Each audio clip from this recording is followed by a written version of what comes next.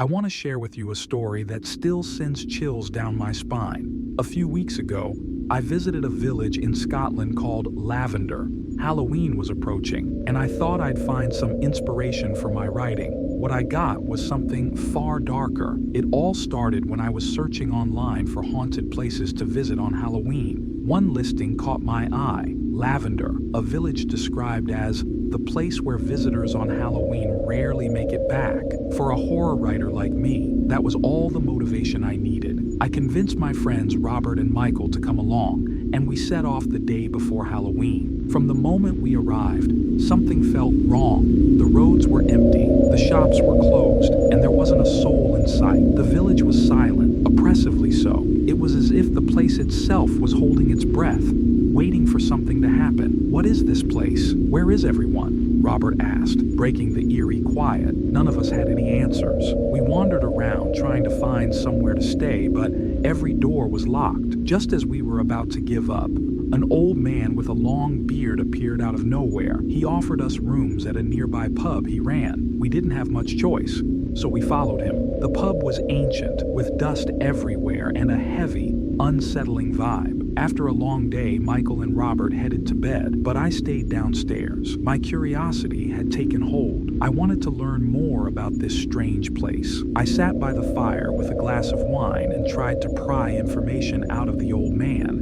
but he dodged all my questions. Then, a voice came from the shadows. I know the story. An elderly man I hadn't noticed before was sitting in the corner, his face worn and weathered. He asked if I had come alone or with friends, and if I had read about Lavender online. When I answered, he began to tell me about the village's dark history. He said that in the 17th century, refugees fleeing a tyrant had settled here. But every October, people started disappearing, their bodies found mutilated. The villagers believed they were victims of spirits that descended from the mountains on Halloween. These spirits could take any form: a friend, a lost traveler, even a wolf. And if you encountered one of them, you were as good as gone. The elder warned me, on Halloween night, no one was safe. His words echoed in my mind as I went to bed, but I couldn't shake my curiosity. The next morning, I told Robert and Michael the story, and, of course, we decided to see if the legend was true.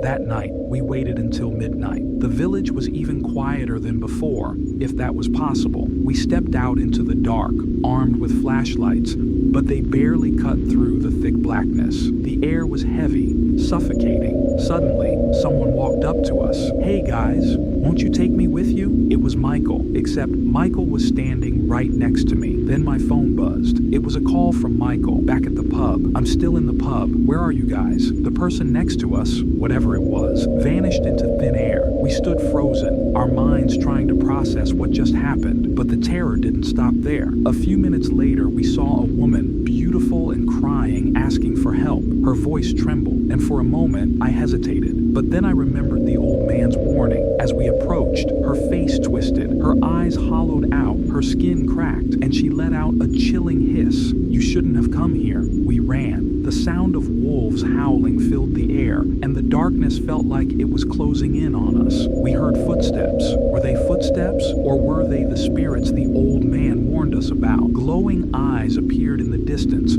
growing closer and closer. I couldn't tell if they were wolves or something worse. Somehow, we made it back to the pub. Michael and the old man were still sitting by the fire. The old man looked at us, a grim expression on his face. "I warned you," he said. "Now, they know you." The rest of the night was a blur of whispered voices and flickering shadows. The howling never stopped. We stayed huddled together, too terrified to move. The old man told us more stories of people who had come to Lavender before us, people who never made it out. Now, as I sit here telling you this, I don't know if we'll make it out of Lavender alive. If you're hearing this, take my advice. Stay far away from Lavender on Halloween. It's not just a story, it's real.